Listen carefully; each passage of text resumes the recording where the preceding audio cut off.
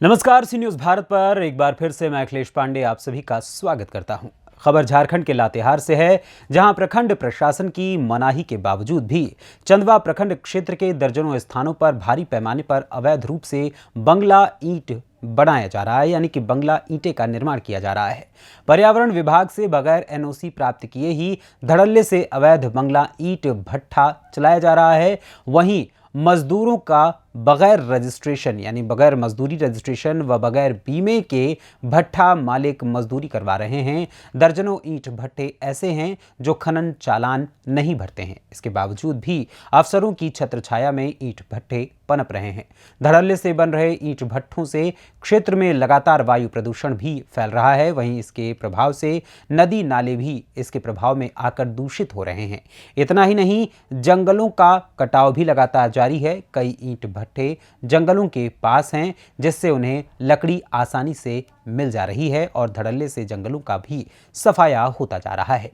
वहीं इस संबंध में हमारे संवाददाता बबलू खान फोन के माध्यम से हमारे साथ जुड़े हुए हैं। आइए जानते हैं कि क्या है पूरा मामला। जी बबलू जी, सबसे पहले मैं आपसे जानना चाहूंगा कि लातेहार चंदवा प्रखंड में कितने अवैध बंगला भट्ठे जो ईंट के हैं इस समय संचालित हो रहे हैं?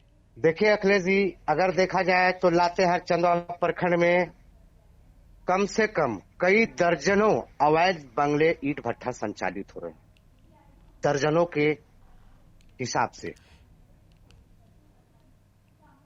यानी कि एक बड़ी संख्या है यहां पर अवैध ईंट भट्टों की। सब कुछ अवैध होने के बावजूद भी कैसे इनको संचालित करने का मौका दिया जा रहा है? कि क्या कोई इनके ऊपर कार्रवाई नहीं हो रही है प्रशासन के द्वारा या शासन के द्वारा? देखिए, अगर देखा जाए तो इन लोगों के ऊपर ना इनके पास पेपर है, ना एनओसी है, ना भट्ठे चलाने का लाइसेंस है। फिर भी इन भट्टों का संचालन कहीं न कहीं अधिकारियों की मिली भगत से चलती है, इससे इनकार नहीं किया जा सकता है।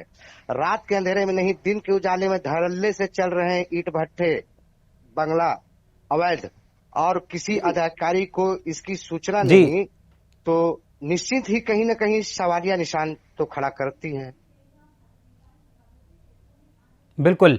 अब देखा जाए ऐसे में तो कहीं ना कहीं राजस्व विभाग को भी तो चूना लगाया जा रहा है ना? जी अखिलेश जी, ना कोई चालान, ना ही रजिस्ट्रेशन, वन विभाग की एनओसी भी नहीं, मतलब कि सरकारी शुल्क नहीं देना और कार्य करना, बड़े पैमाने पे अवैध कोयला से भट्टे संचालित करना, कहीं ना कहीं राज्य सरकार की राजस्व को करोड़ों रुपए का चूना लगाया जा रहा है, इससे इनकार नहीं किया जा सकता है। जी। और चूंकि देखें कि जब इतने बड़ी मात्रा में अवैध रूप से ईंट भट्ठे संचालित हो रहे हैं तो पर्यावरण को भी कहीं ना कहीं नुकसान पहुंच रहा होगा। पर्यावरण को देखते हुए वहां क्या नुकसान हो रहा है? मिट्टी का अवैध खनन, चिमनी से उठने वाले लगातार धुएं, जो आसपास के ग्रामीण इलाकों में वायु प्रदूषण फैला रहा है, इससे इनकार नहीं किया जा सकता है कि पर्यावरण को इससे नुकसान नहीं पहुंच रही है। जी, यानी कि पूरी तरीके से पर्यावरण को भी दूषित करने का कार्य किया जा रहा है। जैसे राजस्व को कहीं ना कहीं चूना लगाया जा रहा है, वहीं ये ईंट भट्ठे जो अवैध रूप से संचालित हो रहे हैं वो पर्यावरण को भी दूषित करके लोगों के जीवन को और भी कठिनता की ओर ले जा रहे हैं।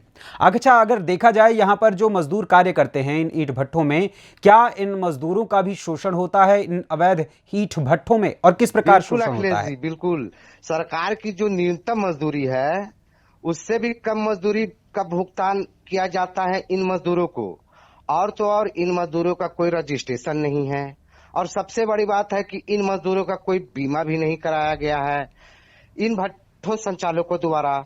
इन भट्ठों में जो मजदूर है, अगर देखा जाए तो एक तरफ से इनका शोषण किया जा रहा है।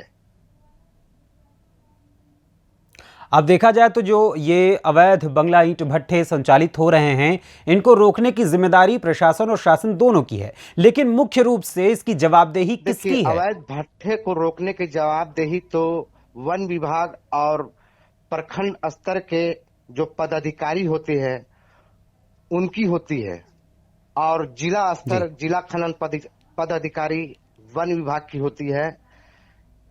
और ये कहीं न कहीं प्रखंड स्तर को अच्छा। सुनिश्चित करना चाहिए कि ऐसे जगहों को चिन्हित कर कार्रवाई करे।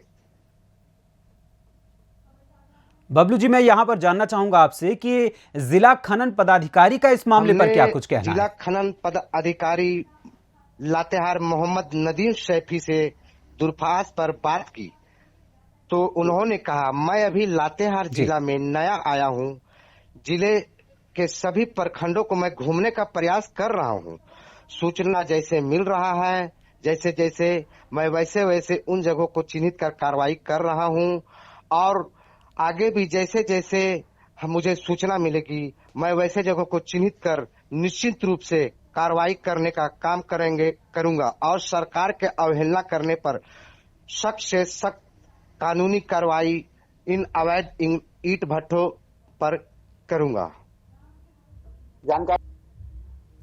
जानकारी देने के लिए आपका बहुत बहुत धन्यवाद बबलू खान जी। देखा जाए तो सबसे बड़ा सवाल है कि आखिर कौन है जो इन ईंट भट्ठा संचालकों के पीछे है, जो इतने बड़े पैमाने पर ईंट भट्ठा संचालकों को बढ़ावा दे रहा है। कहां से इन ईंट भट्ठा संचालकों को भट्ठा चलाने का आदेश मिलता है, यह जांच का विषय है। प्रशासन को इस पर कार्रवाई करने की जरूरत है। फिलहाल इस खबर में बस इतना ही। देश दुनिया की तमाम खबरों के लिए देखते रहें सी न्यूज़ भारत। हर खबर आपके साथ, आपके हाथ।